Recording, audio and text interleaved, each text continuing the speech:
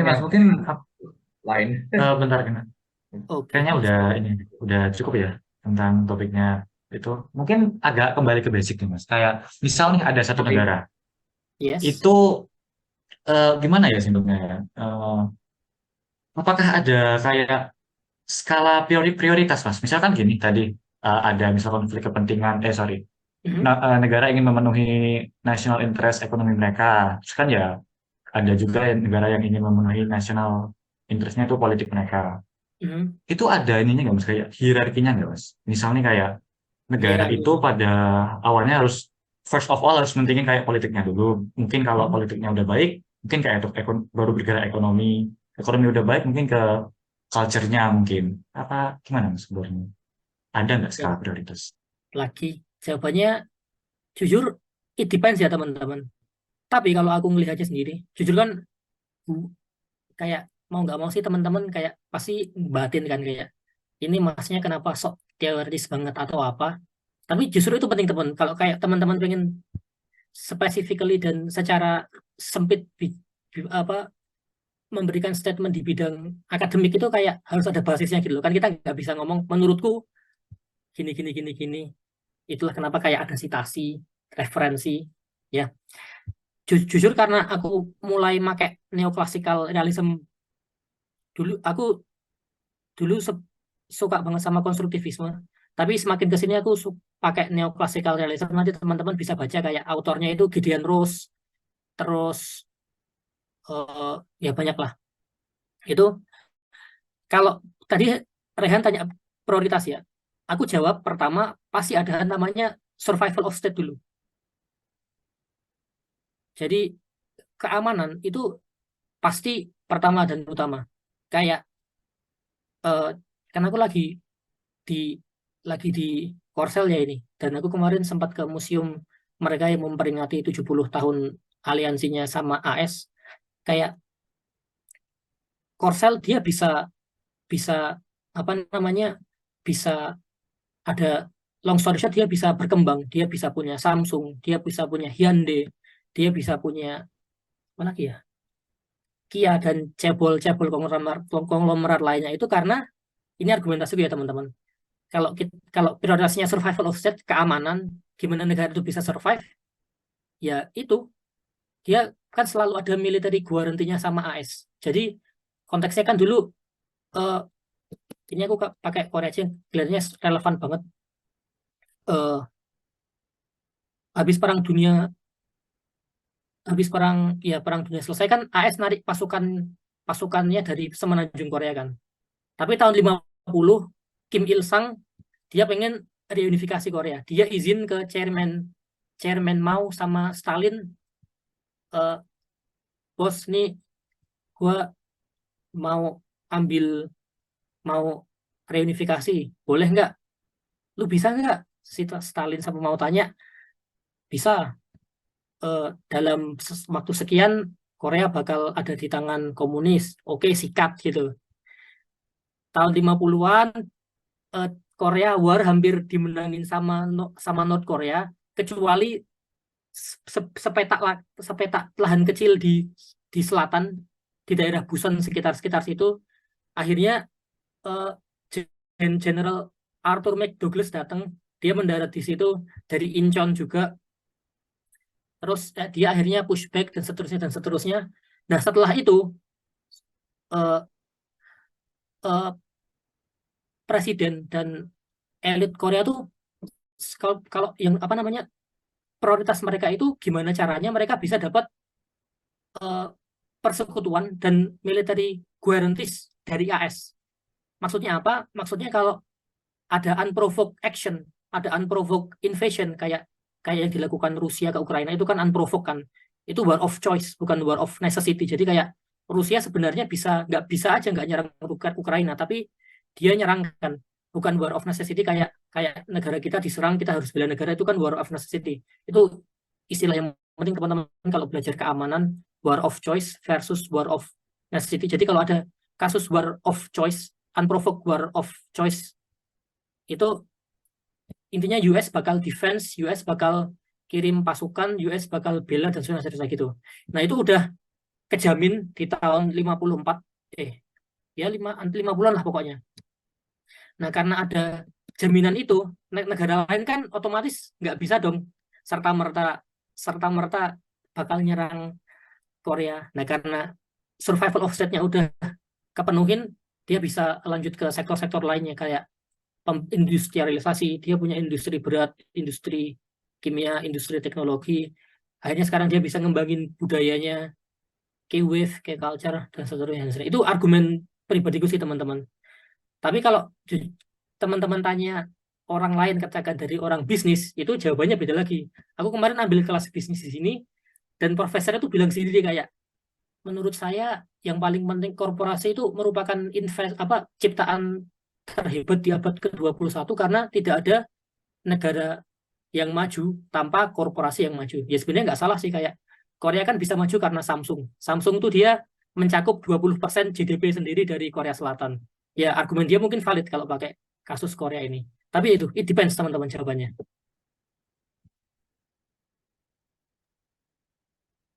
Ya, sudah banget enak ya.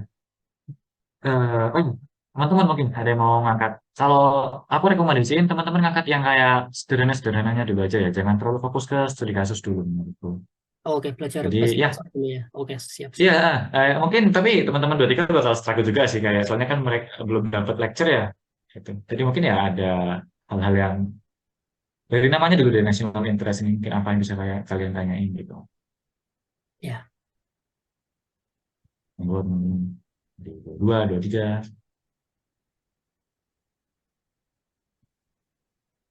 Tapi gini Mas, misal ya kayak namanya kan national interest tuh antar negara pasti beda kan Mas. Dan konsekuensinya kalau national interestnya itu beda, kan ada kemungkinan buat apa ya crash gitu. Terus les. gimana Mas kalau national interest antar dua negara ini crash? Kayak apakah harus selalu berakhir dalam perang Mas atau gimana sih sebenarnya? Oke, jujur kalau aku yang jawab, takutnya ini sih kayak nanti nggak ada feedback dari teman-teman. Jadi ini deh, dua dulu yang bisa ngasih feedback. Ngasih ya respon. Silahkan teman-teman 2 sampai 3 orang mungkin. Gimana kalau ada national interest yang clash? Apakah harus resort to force, pakai kekerasan, atau mungkin case by case kayak kalau clashnya di politik nanti gimana, clashnya di ekonomi gimana? Itu tapi pertanyaannya kayak gimana, Pak? Han mungkin bisa diulang. Oh iya, jadi gini, Kinar. Misal nih, kan national interest kan setiap negara kan beda-beda ya. Kayak Hmm. Indonesia, Malaysia, Indonesia, Singapura, dan lain-lain kan pasti beda toh. Nah, konsekuensinya kalau beda itu pasti kan suatu waktu bakal crash ya, atau kayak tabrakan gitu loh.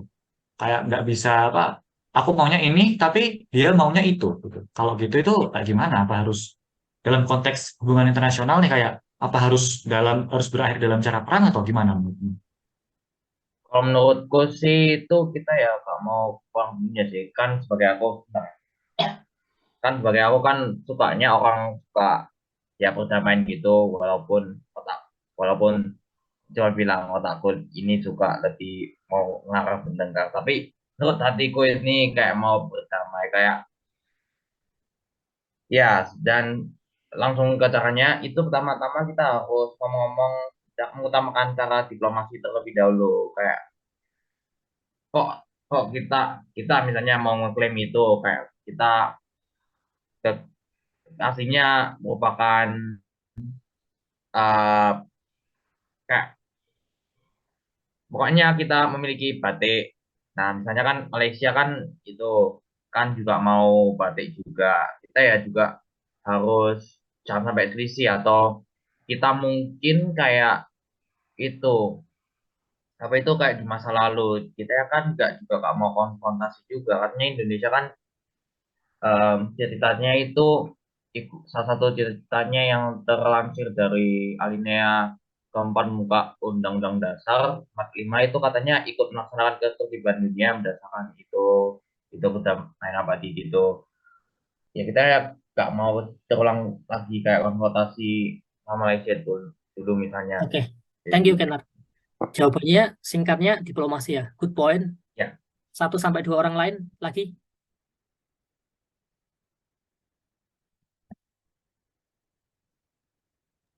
Dari 23 mungkin.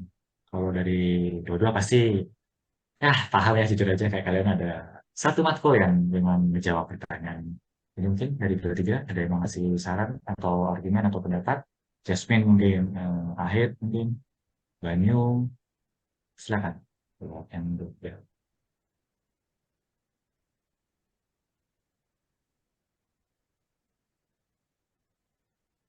Anyone?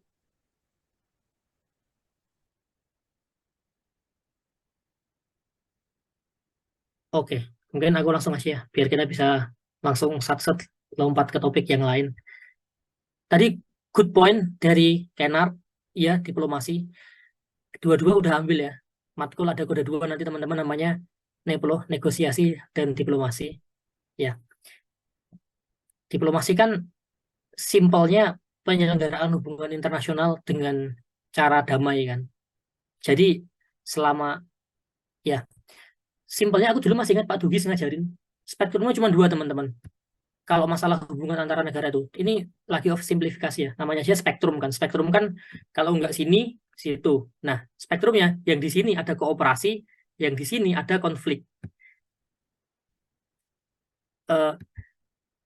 To the extreme, kooperasi itu ya negosiasi, konflik itu perang. Tapi kan di antara ini kan kayak hubungan internasional, hubungan antara negara, kepentingan negara itu kan nggak hitam putih teman-teman.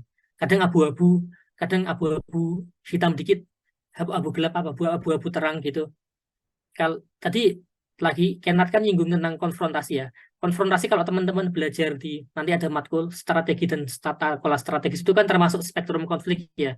Jadi apakah dia peaceful coexistence, watchful indifference dan sebagainya itu ada di gray zone antara kooperasi dan konflik ini.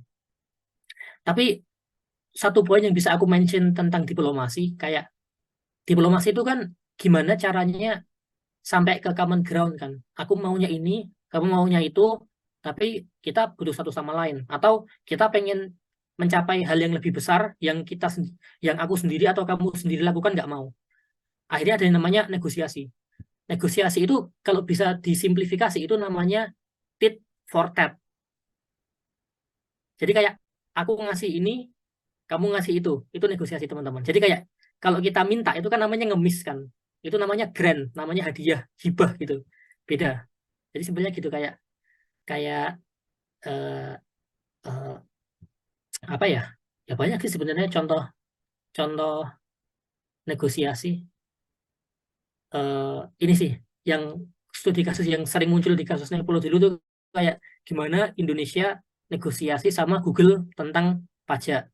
Di satu sisi Indonesia kan kayak Google kan dia consumer base-nya di Indonesia kan gede, tapi dia nggak punya kayak sambo dia bisa lepas dari pajak Indonesia karena apa gitu aku lupa. Terus Google kan dia mau tetap berbisnis biar dia ini capture market yang gede kan. Indonesia kan 280 something orang dan sebagainya.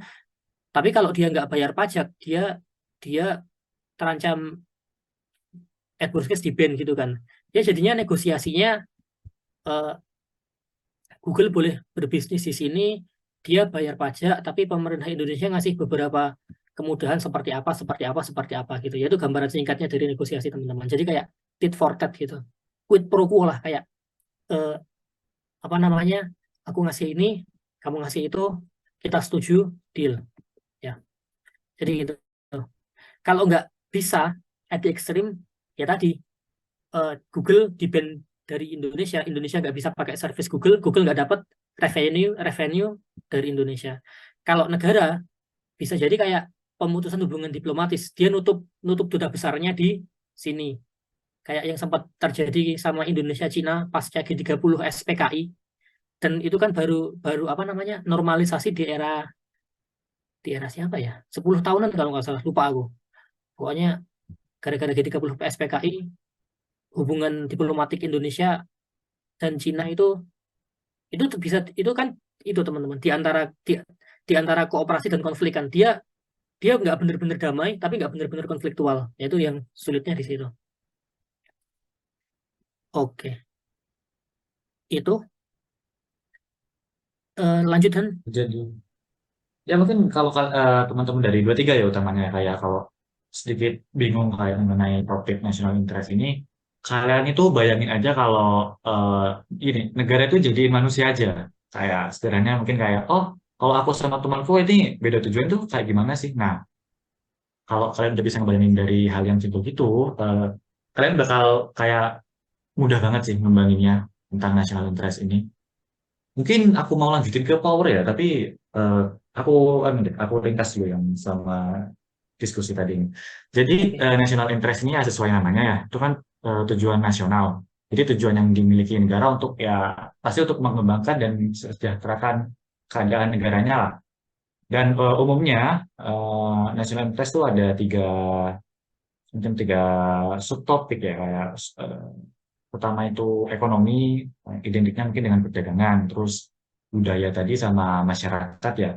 Dan kalau politik ya sebenarnya semuanya kompleks ya, tapi menurutku kayak politik ini bakal ngebuka jalan kemana-mana nih. Kayak budaya belum tentu masuk ke politik, tapi politik berkemungkinan besar masuk ke budaya. Jadi menurutku ya mungkin Mas Adis bisa ngambil juga.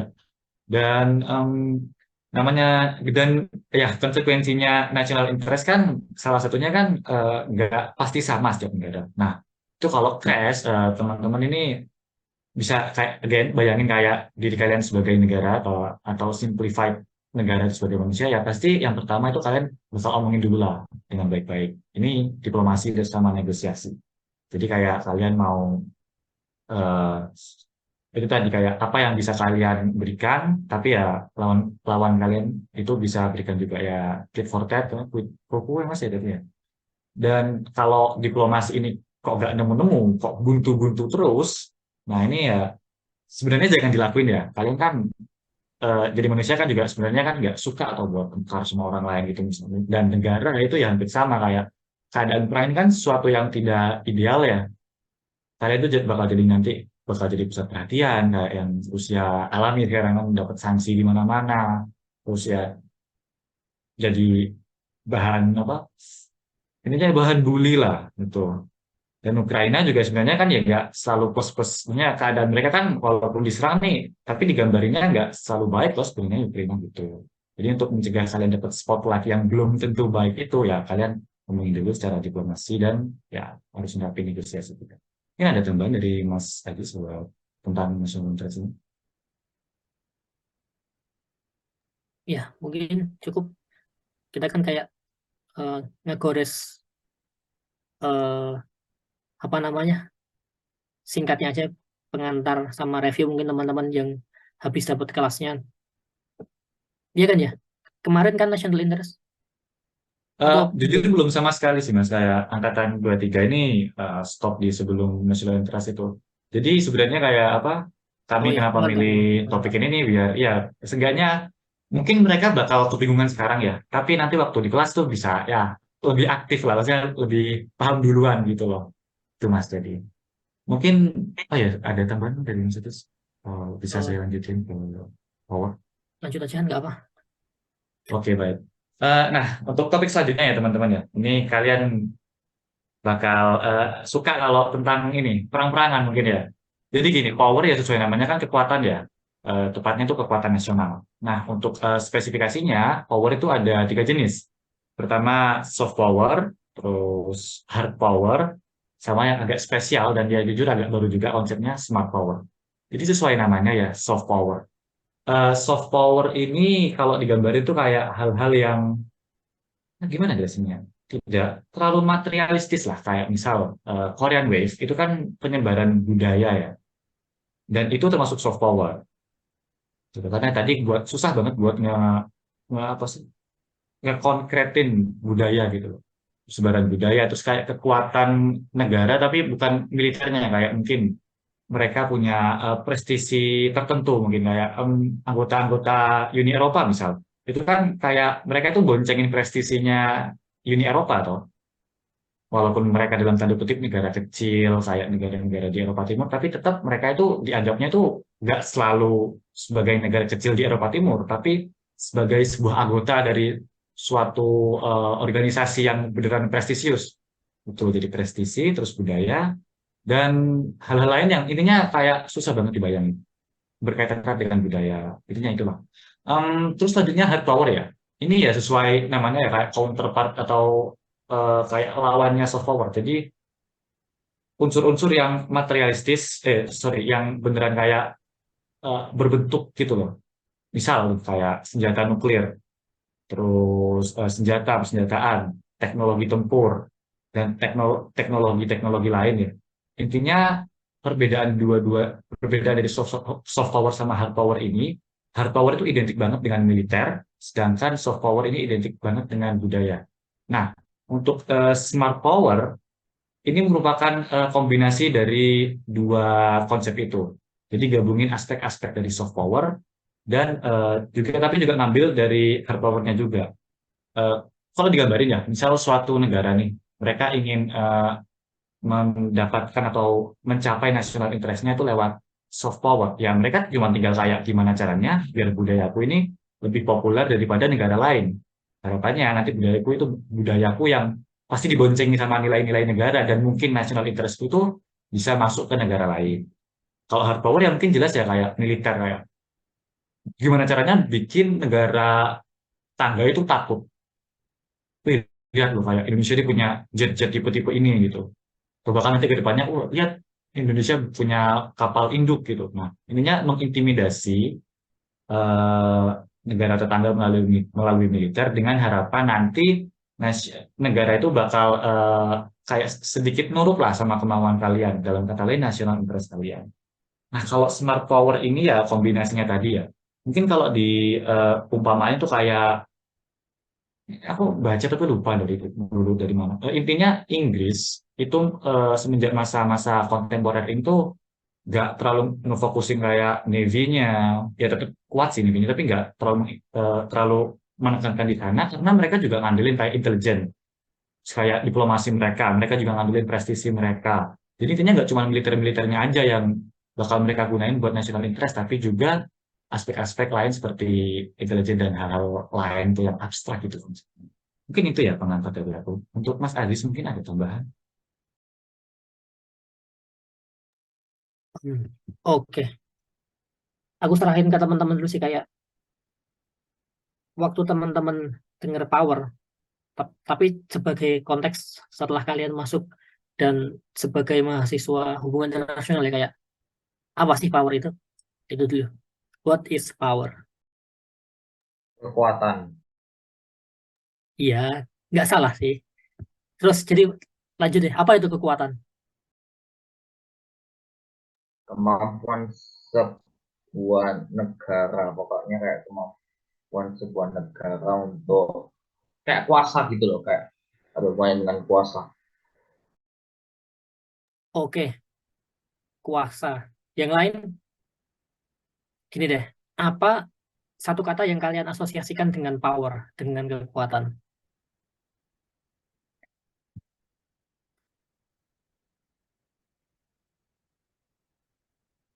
Ayo dong guys, masa dari Kenner doang? Ability mungkin Kak, kemampuan. Ability, kemampuan, kapasitas. Oke, boleh. Yang lain,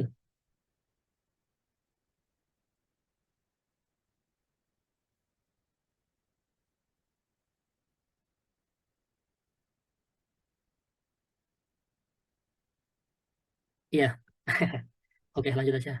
Lagi ini preview ya, kayak teman-teman anggap aja apa yang teman-teman dengar dari sini nih, eh, apa ya? Ya, sharing sharing personal, bukan kayak profesional dari angkatan aku sebagai angkatan 20 gitu. Jadi mungkin ada sebagian sebagian hal yang aku lupa atau yang aku kurang tambahin atau kurang tepat mungkin. Jadi kayak lagi kan ini sebagai pengantar dan kita komunitaskan diskusi terbuka kan. Nanti pasti teman-teman bakal diklarifikasi, dilurusin, dijelasin sama Pak Dugis dan Bu Ani. Iya kan ya, yang ngajar PH masih beliau berdua kan? Sama Mas Agus mungkin. Aduh, biasanya nggak ngajar kan. Entah Oh, Pak Dugis sekolah nggak saya ngajar. ngajar untuk. Iya, saya kurang tahu. Mungkin teman-teman juga tidak bisa jawab kenapa. Siapa dosennya? Mas Waduh, Agus. Pak Dugis nggak mengajar. Siapa guys dosen PH sekarang? Bu Ani sama Mas Agus, Mas. Oh, alah. Oke, oke, oke. Ya, ya pertama-tama ini teman-teman.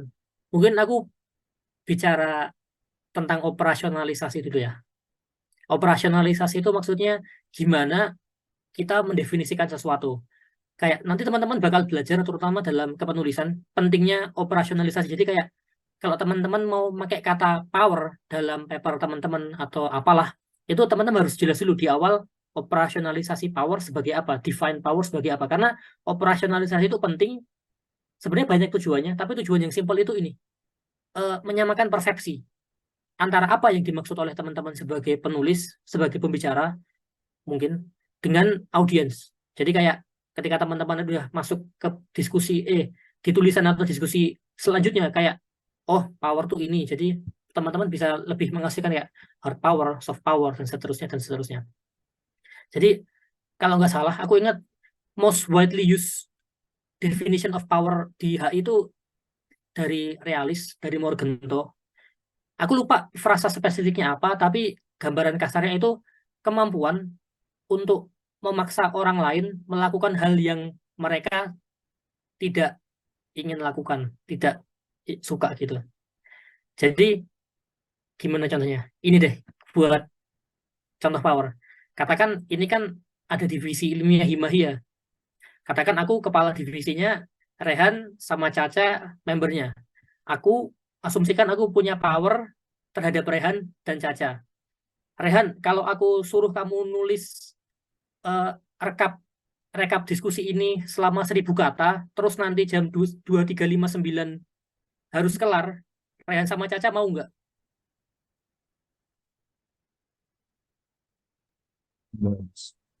Nggak mau. Nggak mau. Tapi kalau kamu nggak mau nulis, aku kick dari Hima. Waduh, Mereka pasti nuliskan. Nah itu power teman-teman. Sama kayak kayak kayak kita ngerjain tugas, eh, kita sebenarnya kan bisa nggak ngerjain tugas. Kita bisa submit setelah deadline. Tapi katakan ntar jurnal kita nggak dihitung, nilai kita kosong, nilai kita minus. Itu power, ada relasi kuasa, ada power, ada relasi kuasa antara mahasiswa, authority, ya itu apa namanya diksi yang bagus buat merepresentasikan power. Tapi ini itu kemampuan, kapasitas untuk memaksa orang lain, negara lain melakukan hal yang otherwise they wouldn't do. Itu power. Mungkin contoh klasiknya power apa ya? Perang. Sebentar guys, banyak sih sebenarnya. Cuman aku kasih contoh yang easy to digest. Apa ya? Teman-teman ini bisa ngasih contoh power.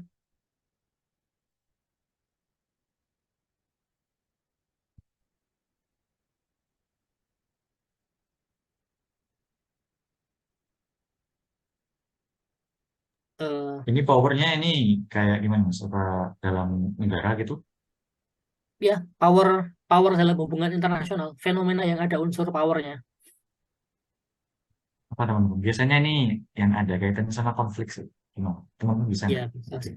Ya mungkin kan, sorry kalau terlalu advance atau gimana, tapi mau nggak mau kan teman-teman, jujur kalau teman-teman, ini personal takeaway ya, eh, semakin cepat teman-teman belajar mengasosiasikan konsep, teori, proposisi, dan konsep yang teman-teman pelajarin di kelas dengan real world, real life phenomenon itu semakin baik. Jadi kayak banyakin baca berita itu jujur ngebantu banget teman-teman, apalagi setelah teman-teman progres ke mata kuliah lebih advance. Iya, tadi kan kita sempat singgung kasus South China Sea ya. Gimana di tahun 2018 International Tribunal Law itu udah bilang Cina nggak punya klaim terhadap Pulau Paracel dan Pulau Spratly. Intinya dia nggak punya legitimasi lah untuk klaim pulau itu. Tapi somehow Cina masih bisa bangun landasan pesawat di situ. Cina masih bisa bangun military base di situ. Itu kan power, defying authority. Terus apalagi ya? Eh, ya banyaklah teman-teman. Nah, terus tadi mungkin yang menarik kayak ini, kategorisasi tadi Rihan sempat singgung kan, ada hard power, ada soft power.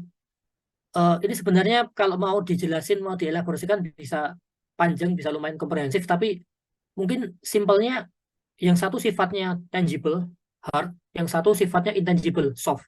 Yang satu biasanya dia punya unsur koersi, hard, militer. Yang satu soft itu pakai persuasi. Jadi kan kalau hard itu gimana, tadi definisi Morgan itu kan realis banget. Gimana kalau lu nggak mau ngelakuin ini, eh, mungkin aku invasi, aku serang, aku blackmail secara ekonomi, itu bisa termasuk hard power.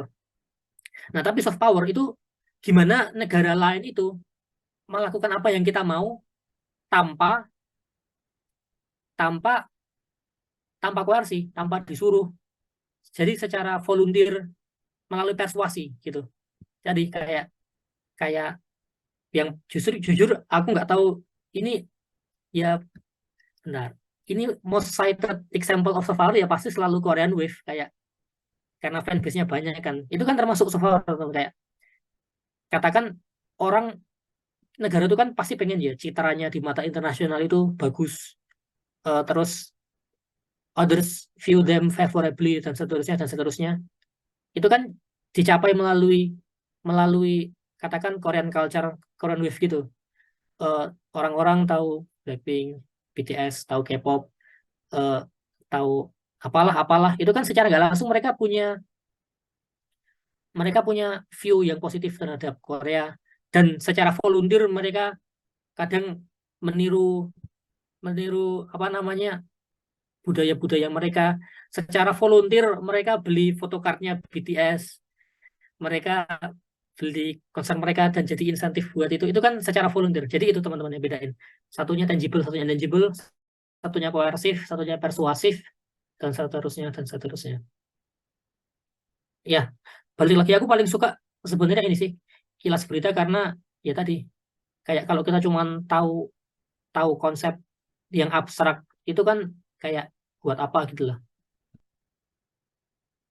Maaf Kak, izin tanya. Kalau misal kilas berita Yes. itu kayak kilas beritanya itu istilahnya portal berita yang menurut Kakak bagus itu apa? Karena kadang kan portal berita kan juga sulit navigasinya sebetulnya. Bingungnya di Oke. situ. Ya, jujur aku sih ini ada beberapa yang aku rekomendasikan, terutama buat berita-berita hubungan internasional ya teman-teman. Jadi secara garis besar tuh kalau aku bilang tuh ada dua tipe portal berita, kayak dia yang deskriptif. Jadi kayak dia sebatas nyampein, oh ada kejadian ini, what when where gitu, basic-basic kan. Tapi ada beberapa laman juga yang dia ngasih analisis, ngasih why, ngasih how. Ya, jadi kalau buat yang deskriptif yang dia kayak beritanya update cepat-cepat cepat-cepat itu, aku jujur dulu sempat banyak, tapi mungkin yang paling aku pakai sekarang tuh ini, Reuters dari Inggris. Alasannya simpel, kayak soalnya kalau teman-teman baca berita dari mana-mana pasti mereka bilangnya mengutip dari Reuters, sumber dari Reuters. Jadi kayak kenapa kita baca citasinya kalau kita bisa baca sumbernya langsung gitu kan? Itu, dan mereka biasanya cepat update-nya. Terus kalau kayak berita-berita yang ada analisnya itu macam-macam teman-teman. Ada The Diplomat itu bagus, The Jakarta Post bagus, apalagi ya, The Guardian dari Inggris bagus, South China Morning Post, eh, most of their news bagus, eh apalagi ya, Council on Foreign Affairs, ini dia yang ngedit apa namanya, Council of CFR, Council of Foreign Relations, dia juga kan dia apa, organisasi induknya ini majalah Foreign Affairs, itu bagus. Dan mungkin banyak berita lainnya sih teman-teman, itu yang paling sering aku pakai sih sebenarnya. Tapi kayak selama teman-teman nanti belajar pasti bakal temu kok, kayak oh kalau kita nyari ini pasti situs-situs yang muncul ini gitu. Ya tapi itu beberapa yang aku pakai. Oke, aku mau bertanya, Kak. Ya, gimana Kena? Apakah globalisasi yang kembali ke soft power itu yang tadi Kakak bicarakan tentang misalnya Mhm. Korea Selatan dengan BTS sama itu, Blackpink, K-pop gitu. Itu kan, Kak. Iya, Nah, itu kenapa? aku mau bertanya. ini globalisasi itu merupakan soft power, Pak. Globalisasi. Ya, itu merupakan soft power, Pak. Eh, Jawabannya enggak. Nanti teman-teman bakal belajar globalisasi itu apa, kan harusnya belum dapat ya semester 2 ya. Oh, belum. Ya, nanti ada satu mata kuliah spesifik Aku teman-teman namanya pengantar globalisasi. Teman-teman bakal belajar di situ. Tapi kalau bisa ngasih jawaban, globalisasi itu bukan soft power, karena globalisasi itu fenomena. Ntar fenomenanya seperti apa, terjadi karena apa, konsekuensinya gimana. Terus katakan case by case dalam dimensi, dalam bidang, dalam sektor politik, ekonomi, budaya, dan itu nanti jujur itu panjang banget. Oke, ya, terima kasih. ya mungkin dari yang lain, mungkin dari dua-dua, dua-tiga ada yang mau kalian apa? Oh ini dari Jasmine enggak. Kayak SDA itu Kayak bukan power kan? itu power. Teman-teman nanti bakal itu pasti dijelasin sih, kayak salah satu definisi power dari Morgenthau, dia ngasih 8 unsur power. Salah satunya itu resources. Ada 8, kayak kayak military personnel, terus ya resources, geografi, terus moral, dan seterusnya, dan seterusnya. Tapi ya itu power. Unsur power, sorry. Ya, unsur power. Nah Mas, terus gimana kalau misal gimana kan power antar negara ini nggak selalu sama ya? Nah Tentu. kayak gimana Mas negara-negara ini kayak berusaha buat nimbangin satu sama lain? Kalau misal yang kuat ini pasti bakal mau selalu mendominasi yang lemah, tapi yang lemah ya nggak, yang lemah kan nggak mau juga loh didominasi. Itu gimana Mas? Em, Jujur bicara power dynamics itu gimana ya bahasnya? Gimana tuh bisa lebih spesifikin kan? Soalnya jujur luas banget. Misalnya Mas kayak apa militer misal, kayak Mhm. misal negara A itu militernya lemah, terus tetangga mereka militernya kuat, kan pasti kan saling curiga dong Mas, mereka kayak terutama yang negara kecil ini negara besar ini apa mau menyerang aku ke depan, itu gimana Mas buat menjembatani itu antara gapnya itu atau jarak. Good. Mungkin aku jawab tapi nggak 100% ngejawab pertanyaan Rehan ya. Ini aku baru kepikiran. Menarik teman-teman kalau kita coba mengaitkan konsep power dengan konsep kepentingan. Power dengan interest. Jadi long story short, yang keduanya itu kan berhubungan dengan erat ya.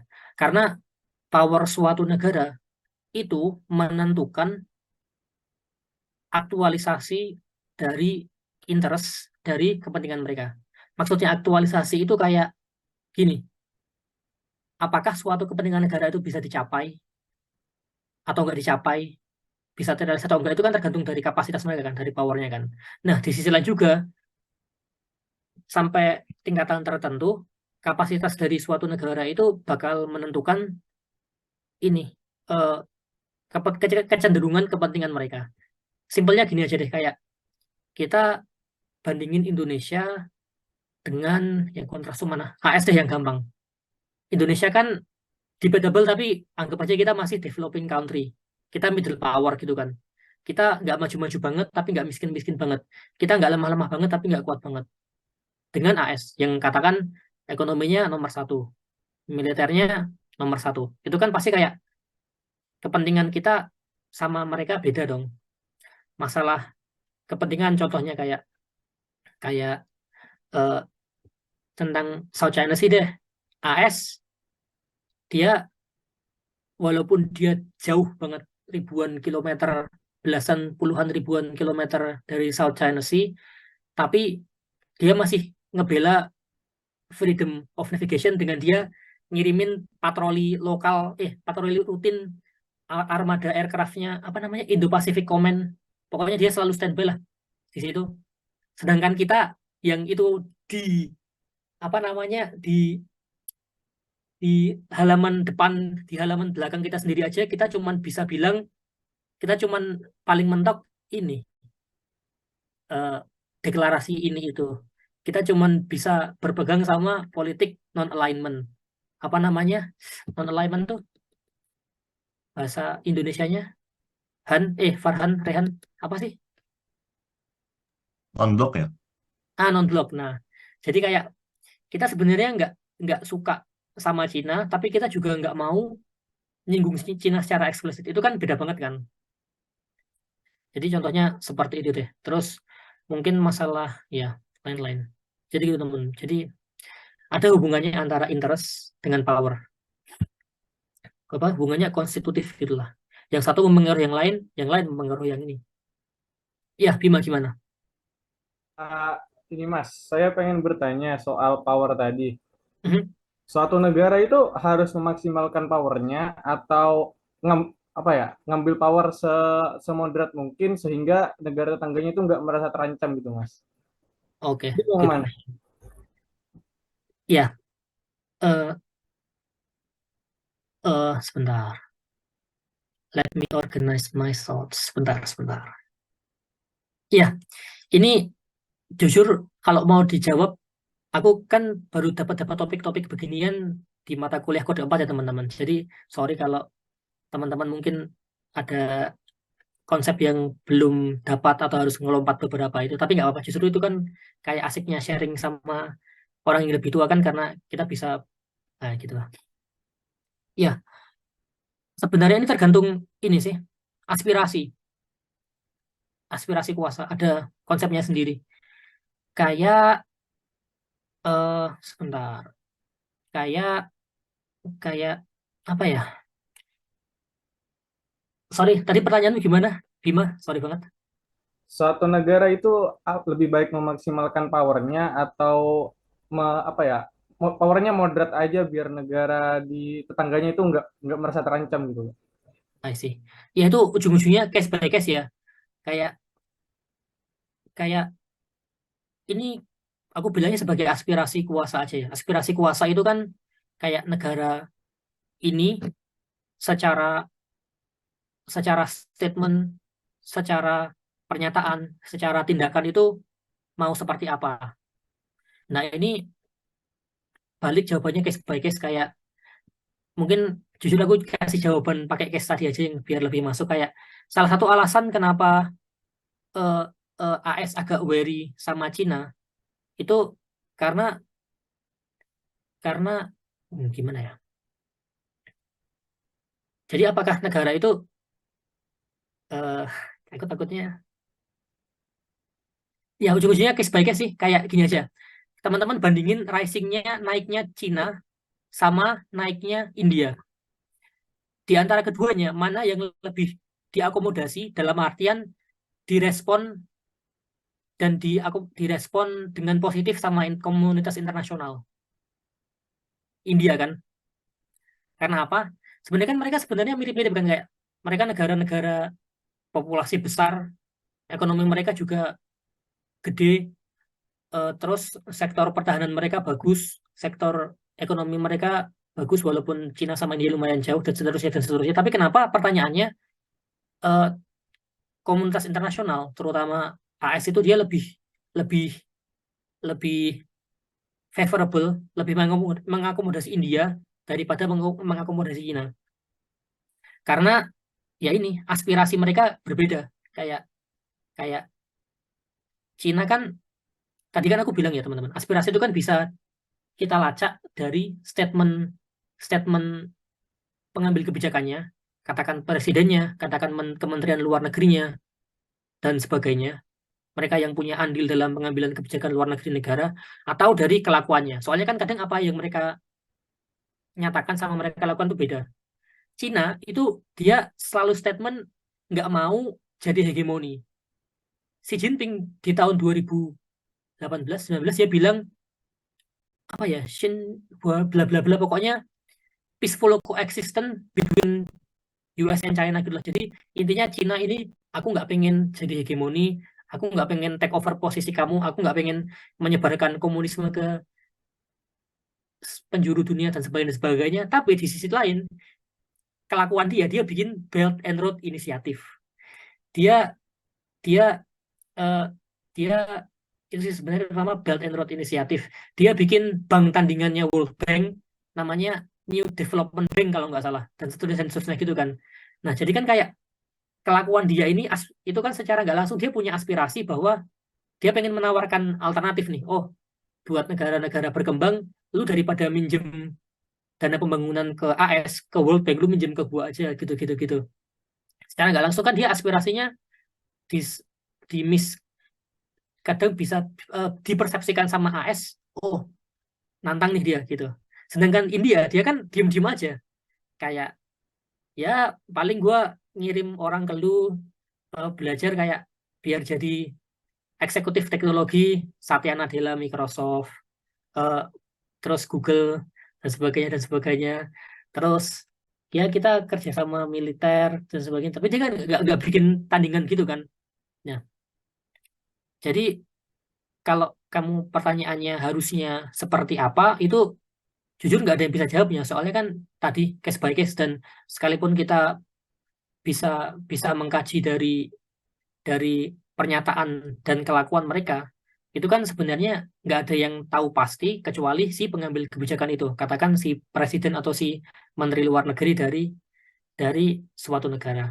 Makanya kalau teman-teman nanti bakal bakal belajar ke semester dan ke mata kuliah lebih advance, at most kita bisa bikin namanya educated guess.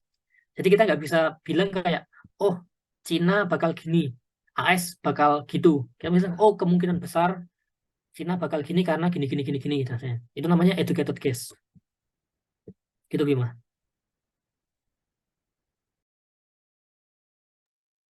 Teman-teman lain ada yang mau ditanya? Pernyataan luas atau nah gitu, monggo.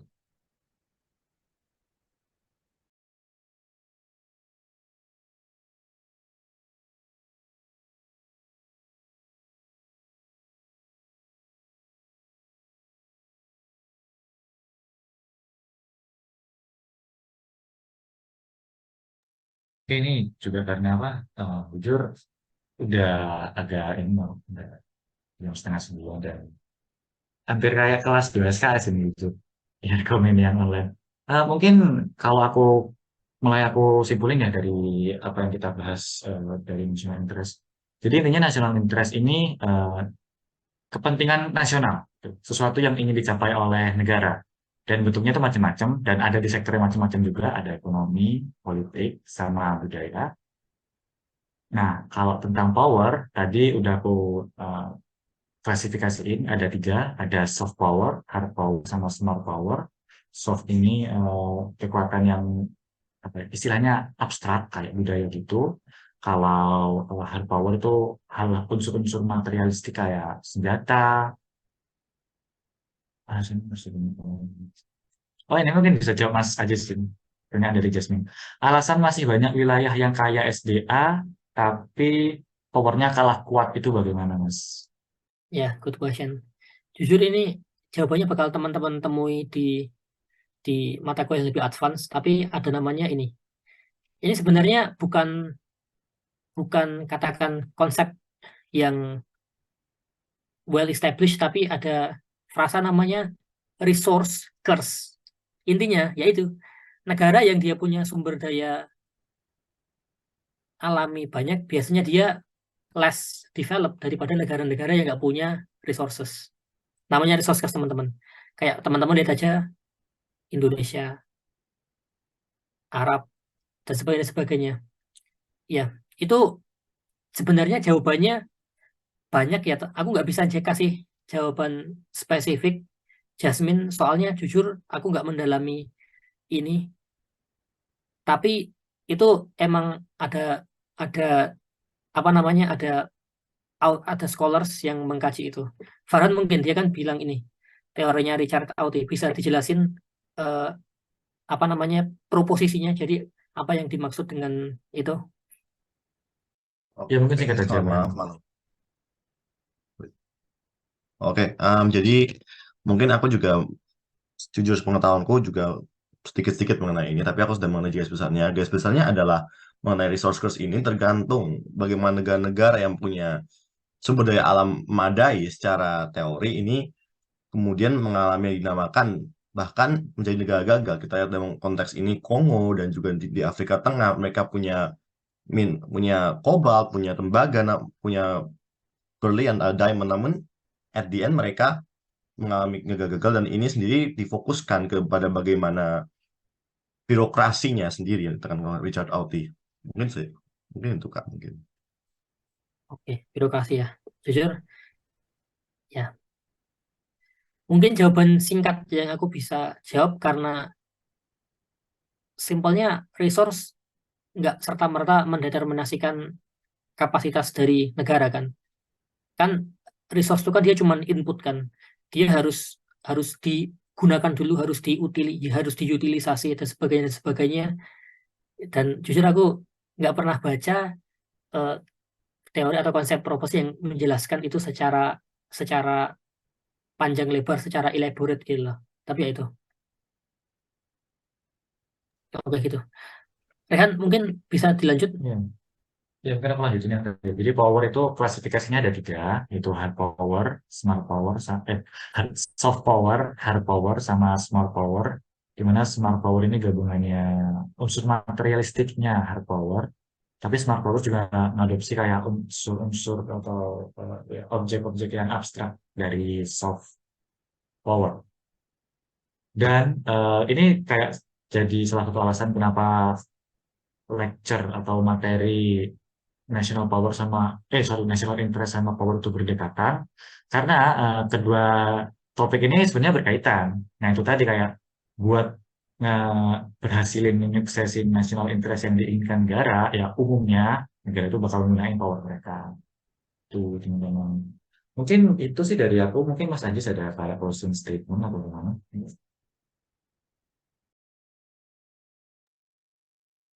Ya, sebelumnya thank you banget buat Rehan sama Caca yang udah memfasilitasi ini sama teman-teman yang udah mau meramaikan juga. Teman-teman tahu kan kayak Aircom ini kita masih komunitas yang baru kan. Jujur ini apa namanya brainchild kayak ide dari Kahima sama temannya Kahima yang dulu, Mas Tio sama Mas Sami, kayak gimana dulu dia lihat di univ-univ lain itu punya komunitas yang nggak hanya thriving tapi juga produktif gitu loh. Dia bisa bikin jurnal, bikin buku dan sebagainya. Tapi intinya kayak mereka melihat aja kayak ini ada kekosongan yang bisa diisi gitu loh. Kayak UNER ini kan kita punya ilmiah. Terus di sekitar kita ada organisasi-organisasi kayak FPCI mungkin dan sebagainya. Tapi secara internal sendiri nih kita belum ada gitu loh. Nah itu yang coba dibangun sama, niatnya sih dibangun sama itu teman-teman. Tapi ya jujur itu grand design kita kayak kita bikin komunitas yang terbuka aja. Jadi aku pengen nekanin teman-teman terbuka dalam artian kita ya namanya kan komunitas kan, ini community bukan organisasi, bukan apa gitu. Jadi kayak kalau teman-teman ini opreknya pun kita terbuka banget, open ended gitu loh. Teman-teman boleh join, boleh keluar masuk sepanjang teman-teman jadi mahasiswa HI gitu. Jadi siapa tahu kalau menurut teman-teman diskusi hari ini menarik dan insightful, teman-teman bisa ajak apa namanya teman-teman yang lain. Dan kedua, semangat terus teman-teman, kayak aku nggak bakal bisa mendampingi 100% ini karena ya time and space constraints, keterbatasan jarak dan waktu kan. Tapi sebisa mungkin kayak kalau teman-teman pengen ngadain diskusi mingguan, bulanan, kabarin aja dan